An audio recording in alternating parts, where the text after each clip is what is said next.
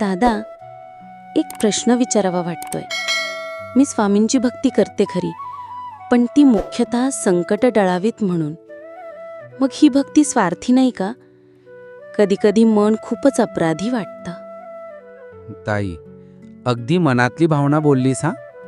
पण सांग बरं, एखादं लेकरू जेव्हा रडत धडपडत आपल्या आईकडे धाव घेतं, भूक लागली म्हणून, धडपडलं म्हणून, भीती वाटली म्हणून, तेव्हा आई म्हणते का की हे स्वार्थी आहे?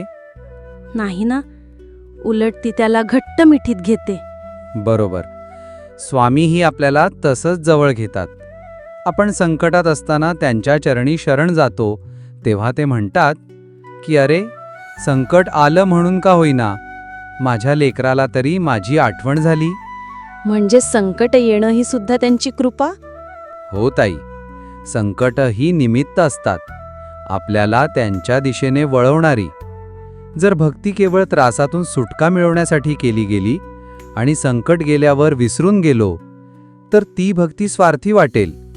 पण जर त्या भक्तीतून प्रेम फुललं आणि संकट गेली तरी आपण त्यांच्याशी घट्ट जोडले गेलो राहिलो, तर ती भक्ती स्वार्थातून समर्पणाकडे नेणारी यात्रा ठरते.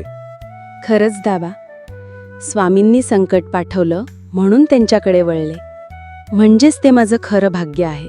हो ताई, संकट म्हणजे निमित्त, भक्ती हे साधन आणि स्वामी हे अंतिम ध्येय. भक्तीची सुरुवात जरी स्वार्थातून झाली तरी ती जर समर्पणात विलीन झाली तर तीच भक्ती आपल्याला मुक्तीच्या वाटेवर नेते. आता ठरवलं, स्वामींची भक्ती फक्त संकट टळावीत म्हणून नाही करायची, तर तीच माझं जीवन बनवायचं. बस, हीच खरी उन्नती. स्वामींच्या चरणी मन स्थिर झालं की सगळं निरर्थक आपोआप निघून जातं. दादा, अशीच भक्तिमय प्रेरणा रोज मिळाली तर किती छान होईल ना. हो ताई, यासाठी आपल्या स्वामी भक्ती या यूट्यूब चॅनलला आजच सबस्क्राईब करा. इथे स्वामी महाराजांच्या जीवनगाथेवर आधारित भक्तिपूर्ण संदेश ऐकण्यास भेटतील. श्री स्वामी समर्थ. श्री स्वामी समर्थ.